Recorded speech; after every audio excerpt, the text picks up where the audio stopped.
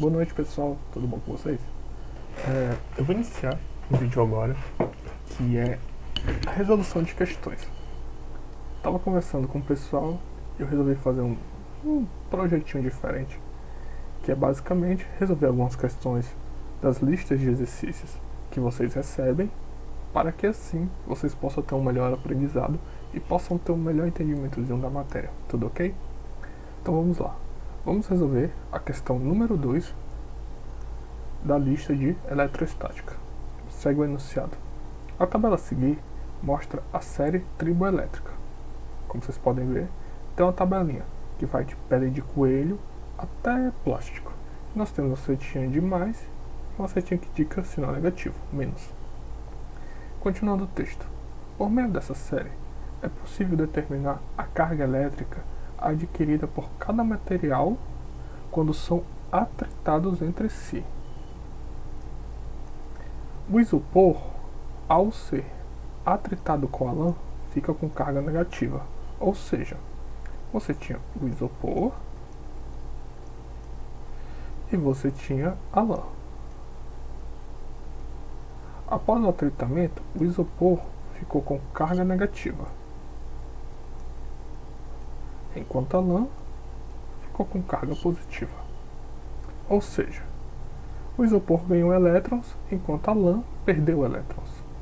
Então, continuemos o enunciado. O vidro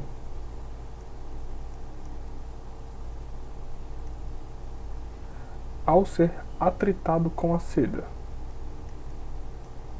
ficará carregado bem. Daí nós vamos olhar a série triboelétrica. Vamos lá. Pela série triboelétrica, o que nós percebemos? Nós percebemos o isopor bem aqui, ó, enquanto a lã está bem aqui. Dá para perceber que o isopor está no sentido negativo, enquanto a lã está no sentido mais positivo. O que isso indica?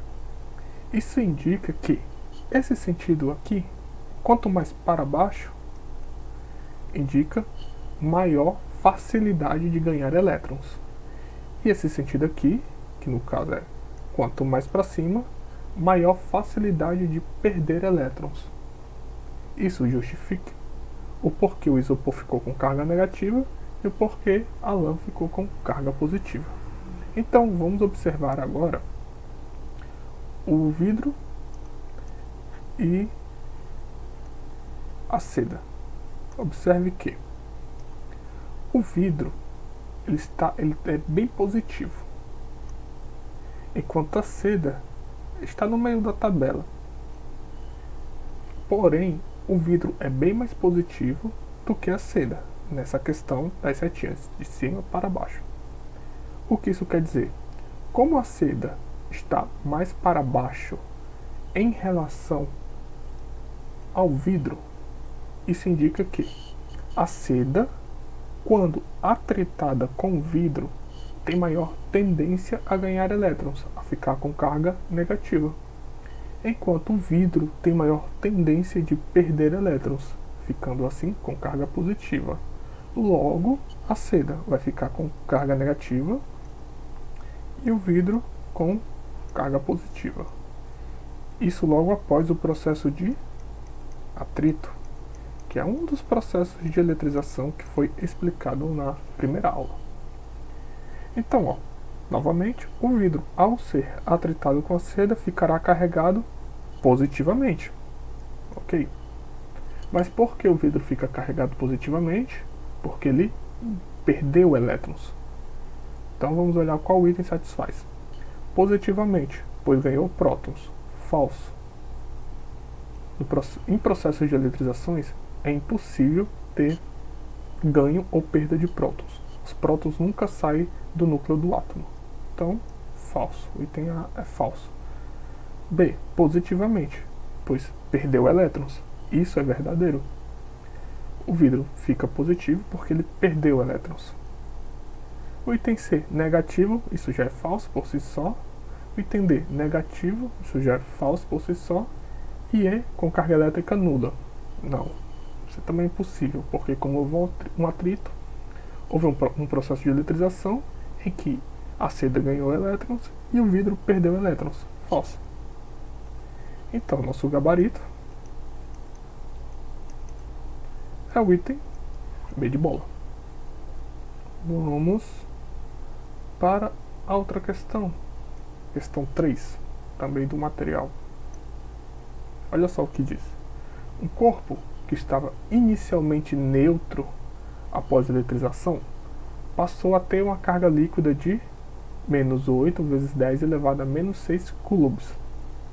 Sabendo que a carga elétrica elementar, módulo da carga do elétron ou do próton, vale 1,6 vezes 10 elevado a menos 9 coulomb, é correto afirmar que o corpo ganhou elétrons, perdeu elétrons. Bem, a gente vai usar aquela formulazinha.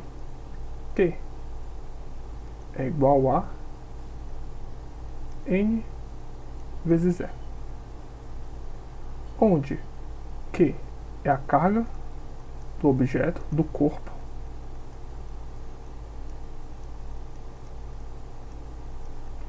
N é a quantidade de elétrons que o corpo possa ter ganho ou perdido. E esse Ezinho aqui, que está um pouco feio, mas acho que vocês entendem, é a carga elementar do elétron.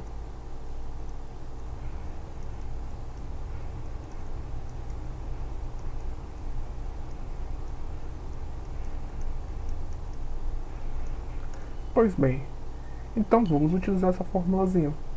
Qual o valor da nossa carga, que é a carga do corpo? Veja que o enunciado ele diz que a carga líquida do corpo é menos 8 vezes 10 elevado a menos 16. Então, vamos lá. Q é igual a N vezes E. Que é a carga, que é menos 8 vezes 10 elevado a menos 16. Que isso é igual a N vezes E. Quanto vale E? É a carga elementar do elétron. 1,6 vezes 10 elevado a menos 19 coulombs. Bem, chegando aqui, nós podemos realizar essa continha, que é simplesmente N é igual a menos 8 vezes 10 elevado a menos 16 sobre 1,6 vezes 10 elevado a menos 19. Conclusão, N é igual a esse menos, você continua, não esquece desse sinal, porque ele vai te indicar uma coisa bem importante. 1,6 que divide 8 vai dar 5. Então 8 dividido por 1,6 é 5. E 10 a menos 16 dividido por 10 a menos 19, a gente repete a base, que é 10, e soma os expoentes. Porém, aliás, subtrai os expoentes, que no caso vai ser menos 16 menos 19. Ou seja, vai ficar 19 menos 16. 19 menos 16 dá 3. Com isso, nós concluímos que N é igual a menos 5 vezes 10 elevado a menos 16. Porém, o que significa esse sinal aqui negativo? Esse sinal de negativo significa que o corpo, que o objeto, ganhou elétrons.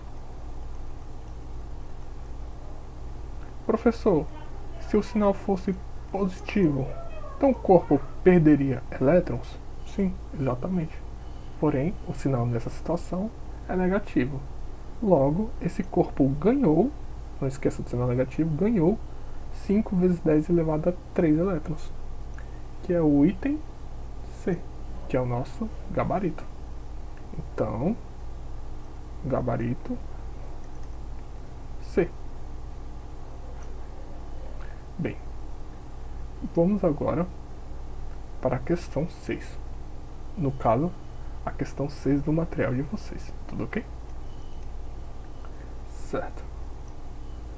Leia com atenção a tira do gato Garfield, mostrada abaixo, e analise as afirmativas que seguem. Então, temos lá o gatinho Garfield Ele fala, adoro tapetes de lã. Aí ele, snap, ele encosta as unhas dele no pescoço do dono dele. E o que ele fala? Adoro eletricidade estática.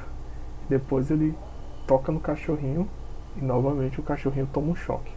Tanto nessa situação aqui, Garfield fica atritando as unhas dele com o tapete de lã, e daí ele toca no dono dele, com isso dando um choque, e novamente Garfield atrita e depois ele toca no cachorrinho, e o cachorrinho toma um choque. Basicamente é isso que acontece na tirinha. Então vamos lá, item 1. Garfield, ao esfregar suas patas no carpete de lã, adquire carga elétrica. Esse processo é conhecido como sendo eletrização por atrito. Verdadeiro. Garfield, ele fica atritando as unhas dele na lã. Com isso, ou a lã perde elétrons, ou as unhas do Garfield perdem elétrons. Então, tanto a lã quanto o Garfield, no caso, particularmente as unhas dele, fica eletrizado. Então, e nesse caso é um processo por atrito. Certo? Além disso, a figurinha, ela, apesar da resolução não ser tão boa, dá pra perceber que é literalmente mesmo ele arrastando as unhas no tapete de lã, que é um processo de atrito. Então o item 1 é verdadeiro. Vamos para o item 2. Garfield, ao esfregar suas patas no carpete de lã, adquire carga elétrica. Até aí, tudo ok. Verdadeiro. Porém, olha o que ele fala. Esse processo é conhecido como sendo eletrização por indução. Não. Eletrização por indução é um outro tipo de processo. E não tem nada a ver com atrito. E isso já foi explicado na aula passada. Tudo ok? Então, o item 2 é falso totalmente. Enquanto o item 1, verdadeiro. Continuemos. 3. O estalo e a eventual faísca que Garfield pode provocar ao encostar em outros corpos são devidos à movimentação de carga acumulada no corpo do gato que flui de seu corpo para os outros corpos. Exatamente. Suponhamos, gente, que Garfield tenha carga positiva, que ele esteja eletrizado positivamente. E daí, o dono dele, por exemplo, é um outro corpo, no caso um corpo bem maior, eu vou desenhar até um quadrado. É um corpo neutro, que não tem carga, enquanto o Garfield tem uma carga mais que. Então, quando o Garfield entra em contato com o dono dele, que é essa caixa, no final das contas, as cargas devem se conservar. E tem que haver um fluimento de cargas positivas de Garfield, que é essa bolinha, uma bolinha de pelos bem gorda, de Garfield para o seu dono. E para o cachorro é o mesmo exemplo. Então, por exemplo, isso aqui é no início, antes de Garfield tocar no seu dono. No final, tanto Garfield quanto o seu dono terão cargas positivas. Porém, quanto valerá a carga de Garfield? Bem, vai valer um certo Q1 e a carga do dono dele vai ser um certo Q2. Ou seja, o dono dele recebeu carga. Esse processo de cargas migrar de um corpo para o outro provoca tanto o estalo como essa faísca. E no final das contas, gente, é a chamada condução elétrica. Ou seja, o Garfield deu um choque tanto no seu dono quanto no cachorrinho. Logo, esse item aqui também é verdadeiro. Sendo assim, 1 e 3 são verdadeiros. Gabarito, item C. C de casa, C de coisa. Enfim. Galera, vamos agora para uma questão que eu acho super importante para vocês, que trata de um dos princípios básicos da eletrostática, que são, quais são os princípios básicos? É o princípio da o princípio da atração e da repulsão, que é um dos princípios básicos, e o outro é o da conservação das cargas. Aí vocês podem dizer, Mas quanto a esse princípio da conservação das cargas eu esqueci. Gente, o princípio da conservação das cargas é basicamente que a soma das cargas no início tem que ser igual à soma das cargas no final. Então, vamos lá. Deixa eu pegar uma nova cor. Pronto. Olha só. Um aluno dispõe de 4 objetos esféricos idênticos, eletrizados conforme mostra a figura a seguir. Olha só. A gente tem A com carga Q. Esse Q quer dizer que é positivo, tá, gente? Gente, minha esfera é feia. A gente tem a esfera B com carga menos 6Q. A gente tem C com carga 4Q. Nós temos D com carga de menos 7Q. Então vamos lá. 4 objetos esféricos idênticos, não vamos esquecer disso, eletrizados conforme mostrado na figura a seguir. Ele efetua os seguintes procedimentos. 1. Toca C em B com A mantido a uma distância e em seguida separa C de B. 2. Toca C em A com B mantido a distância e em seguida separa C de A. E 3. Toca A em B com C mantido a distância e em seguida separa A e B. É correto afirmar que a carga final das esferas A, B e C e a soma total das quatro esferas após os procedimentos realizados pelo aluno valem respectivamente. Então vamos lá. Vamos para o primeiro passo. O primeiro passo, ele toca C e B. C e B. No final das contas, B e C é a mesma coisa. C e B.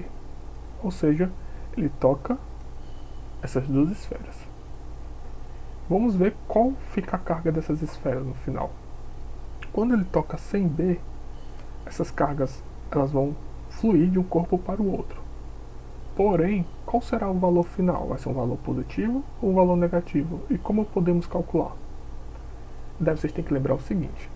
Os quatro objetos são idênticos, são esferas idênticas.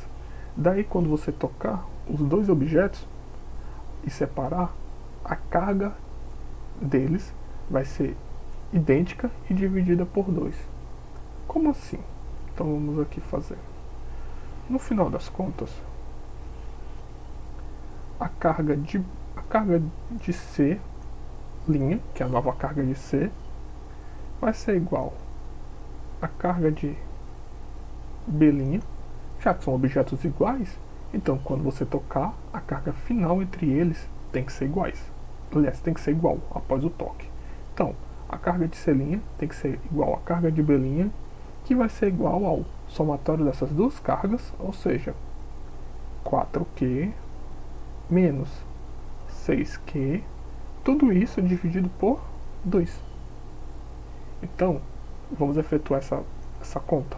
4Q menos 6Q dá quanto? Dá menos 2Q, dividido por 2. Sendo assim, a carga de C' é igual à carga de B', que é igual a menos 2 dividido por 2, dá menos 1. Então ficou menos 1 que multiplica Q. Então ficou menos Q. Essa vai ser a carga final de C e B após o experimento 1. Pronto, o experimento 1 foi concluído. Então agora ele vai realizar o experimento 2. O que é que ele diz no experimento 2? Ele toca C em A, mantido B a distância, e em seguida ele separa C e A. Então vamos lá. Qual é a carga de A, gente? A carga de A é mais Q, que é o caso aqui. Esse é o A. E a carga de C agora vale quanto? Bem, a nova carga de C não é mais 4Q. A carga de C agora vale menos Q. Então pronto. Vamos calcular a carga final de A e de C após os dois entrarem em contato. Então, ó, carga de A' é igual a carga de C duas linhas, porque já é uma nova carga, diferente de Q'. Veja que a carga de C está mudando direto após os contatos. Então, carga de A' é igual a carga de C duas linhas, que é igual à soma das cargas dividido por 2. E qual a soma dessas cargas? Bem, é a soma da carga inicial de A com a soma da carga inicial de C, que no caso vai ser Q menos, essa aqui é a carga de A, menos Q sobre 2. Então veja que Q menos Q vale quanto? Q menos Q vale 0. Logo, isso implica o quê? Que a carga de A' é igual a carga de C duas linhas, que é igual a 0. Opa, professor, isso quer dizer o quê? Que após o experimento 2, logo após o experimento 2, tanto a carga do objeto A quanto a carga do objeto C vai ser 0, vai ser neutra? Sim. Após esse experimento, a carga desses objetos vai ser neutra. Então agora vamos para o último experimento. O último experimento é basicamente o seguinte.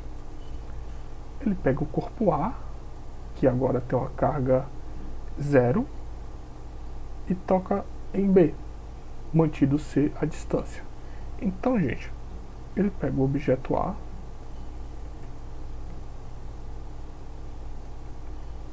meus círculos são bastante feios, não se preocupem. Então, ele pega o objeto A, que tem carga 0, e ele toca com o objeto B.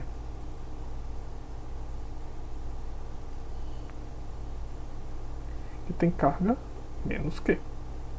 Daí ele quer saber a carga desses dois corpinhos após o contato entre eles. Veja que a carga de A é Q', que agora é 0. Então a nova carga de A vai ser QA duas linhas, que vai ser igual a Q de B, que antes era QB', agora vai valer QB duas linhas, porque já é uma nova carga. B está entrando em contato novamente com outro objeto. Isso vai ser igual a soma da carga de A, que no caso vai ser 0, a soma da carga inicial de A, que agora é 0, mais a soma da carga inicial de B nessa situação, que é menos Q, dividido por 2. Isso implica que a carga de A, duas linhas, é igual a carga de B, duas linhas, que é igual a menos Q sobre 2. Pronto. Então, gente, o que é que nós podemos dizer? Veja que foram realizados 3 experimentos, que são os 3 experimentos da questão.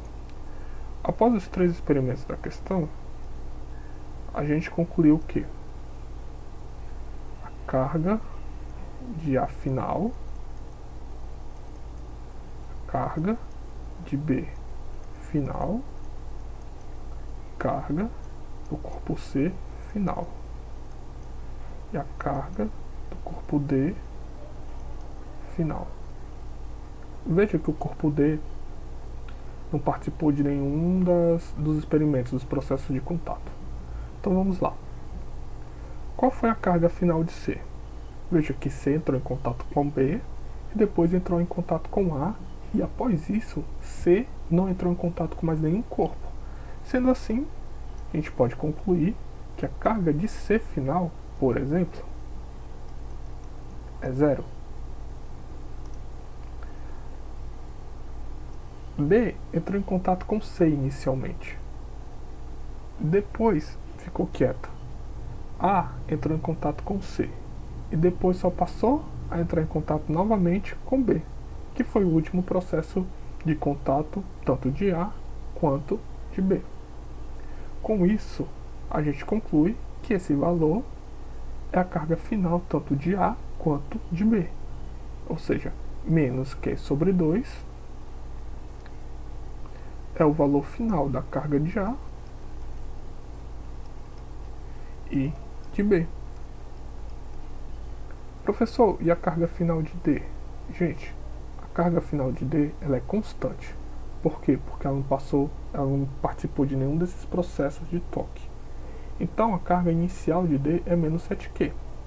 Como o D não participou de nenhum processo de contato, então a carga final dele é constante. Certo? O professor ele pede outra coisa. Ele pede que a carga final, ele pede o somatório das cargas. Ele pede a soma de todas as cargas. Então, basta você somar. Soma das cargas. Isso é igual a menos Q sobre 2, menos Q sobre 2, mais 0, menos 7Q. Isso é a soma das cargas de todos esses corpos aqui, ó. Estou fazendo essa soma. Então, essa soma é igual a menos Q sobre 2 menos Q sobre 2 dá menos Q. 0 não interfere em nada, posso colocar o menos 7Q. Então, a soma das cargas, no final das contas, é igual a menos 7Q com mais Q dá 8. 8Q. Então, a soma final das cargas é menos 8Q. Veja que a soma final das cargas é a mesma soma inicial, porque se conserva o princípio básico do somatório das cargas. Olha só, se eu quisesse encontrar a soma das cargas, eu já poderia fazer já com os valores iniciais das cargas. É sério, professor? Sim. Soma o valor da carga de A, Q, mais o valor da carga de B, menos 6Q, mais o valor da carga de C, mais 4Q, mais o valor inicial da carga de D, menos 7Q. Isso é igual 6Q, Q menos 6Q dá menos 5Q. Menos 5Q mais 4Q dá menos Q. Menos Q menos 7Q, menos 8Q. Veja que a soma inicial das cargas é igual à soma final das cargas. Então, no final das contas, comprovando que a conservação da soma das cargas se mantém. Então, no final, chegamos em qual gabarito, gente? A gente chega no gabarito, que é o item B. Esse é o gabarito da nossa questão. Gabarito, esse já está um pouquinho desorganizado, que essa questão é um pouquinho mais longa. B. Vamos para mais uma questão. Olha só. Raios são descargas de grande intensidade que conectam as nuvens de tempestade na atmosfera e o Sol. A intensidade típica de um raio é 30.000 amperes, cerca de 1000 vezes a intensidade de um chuveiro elétrico. E eles percorrem distâncias de ordem de 5 km. Ok. Durante uma tempestade, uma nuvem carregada positivamente, observa o sinalzinho positivo, se aproxima de um edifício que possui para-raios, conforme a figura a seguir. De acordo com o enunciado, pode-se afirmar que, ao se estabelecer uma descarga elétrica no para-raios, observemos assim. Veja que a nuvem ela tem carguinha positiva. Eu vou fazer o para-raios como se fosse um bastão, só para elucidar um pouquinho. Enquanto aqui a gente tem o para-raios. Galera, o para-raios inicialmente está neutro. Porém, chegou a nuvem carregada positivamente. Certo? Se chegar carregado positivamente, o que é que essa nuvem vai fazer? Ela vai induzir as cargas do para-raio. Ou seja, as cargas negativas vão vir para cá, para ficar mais próximas da nuvem, enquanto as cargas positivas irão para baixo. Ou seja, o para-raio ficará polarizado.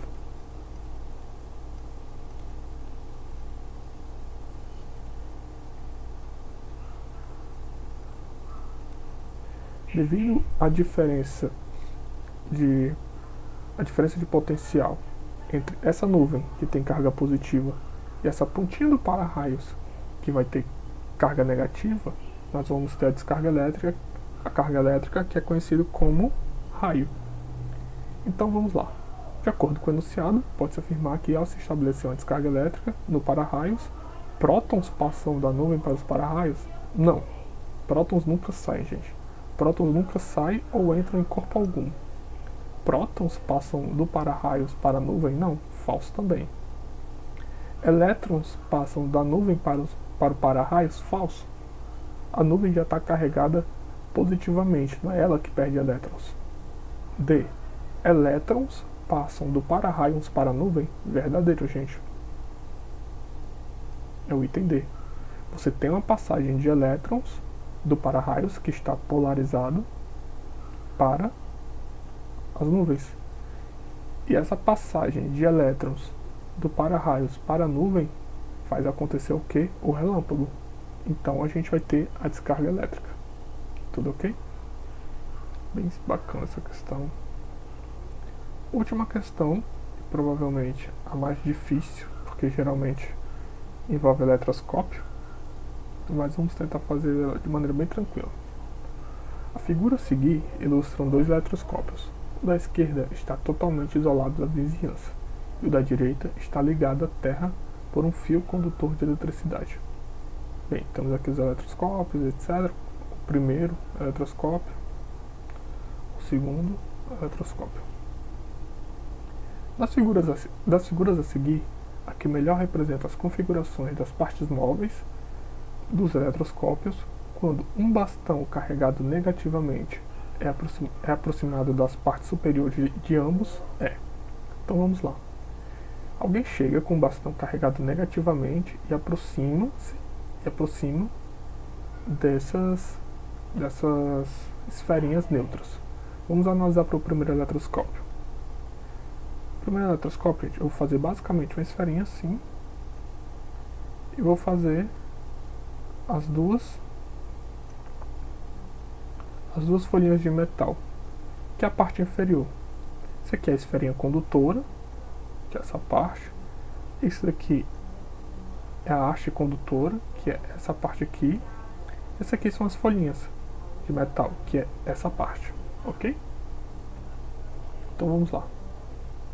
Quando alguém chega com um bastão carregado em bastão eletrizado negativamente, cargas negativas aqui, o que é que esse bastão vai fazer? Esse bastão ele vai induzir cargas positivas. Afinal, cargas positivas atraem ou cargas negativas atraem cargas positivas. Desculpa. Professor, mas esse corpo é neutro. Ele tem os elétrons dele, as cargas negativas. Para onde essas cargas negativas foram? Bem, as cargas negativas não querem ficar aqui. Elas são repelidas pelo bastão. Então as cargas negativas, elas fluem pela haste e vão para onde? Elas vão para as folhinhas de metal. Então eu vou ter várias cargas negativas aqui. Como eu tenho duas folhinhas de metal com cargas negativas, elas não querem se aproximar, elas querem se repelir. Vai ter uma força de repulsão. Ou seja, essas duas partezinhas aqui estão em um processo de repulsão. Logo, vou só representar essa partezinha aqui de baixo. Logo essas folhinhas, elas ficaram mais ou menos assim. Elas tendem a ficar mais abertinhas, com carga negativa. Pronto. Esse é para o primeiro caso. Ou seja, podemos descartar o item A, podemos descartar o item B, podemos descartar o item D. Caramba, ficamos com pouquíssimos itens para analisar. Agora, vamos observar o segundo caso. O segundo caso é diferente. Nós temos a esferinha condutora, temos a haste condutora, temos as duas folhinhas. E não menos importante, o fio que está ligado à terra. Professor, para que serve mesmo esse fio aqui? Bem, esse fio, gente, ele serve como uma válvula de escape para as cargas negativas de um corpo. Como assim? As cargas negativas desse corpo, elas fluem da esferinha para a Terra. Ou seja, se esse corpo estiver com alguma carga negativa por aqui, essas cargas negativas não irão ficar aqui. Elas irão seguir esse trajeto. É basicamente isso. Então vamos lá. Novamente, eu tenho um bastão com carga negativa. E o que é que ele faz, gente? Esse bastão? Exato. Ele traz as cargas positivas para cá. Ele induz. E as cargas negativas? Ah, professor, as cargas negativas vêm aqui para baixo. E elas vão ficar aí. É isso que acontece. Mas, gente, e esse fio terra aqui? Ele serve o quê? Esse fio ligado à terra? Ele tem alguma finalidade. Qual é a finalidade? É que essas cargas negativas, elas não vão ficar aqui. Na realidade, elas nunca vão nem chegar aí embaixo. Essas cargas, desde logo, elas irão para onde? Elas irão sair de toda a superfície do corpo, irão fluir pelo fio ligado à Terra. Ou seja, no final das contas, gente, não haverá carga negativa nenhuma por esse corpo. Todas as cargas negativas irão fluir para a Terra. Pronto. Então, podemos fazer assim. Podemos dizer que no final das contas, esse corpo não ficará com cargas negativas. Professor, e as cargas positivas?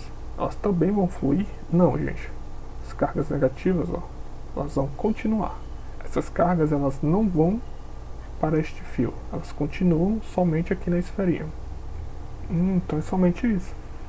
Então, enquanto perdurar esse corpo, esse bastão carregado negativamente na frente dessa esfera, vai haver uma indução positiva.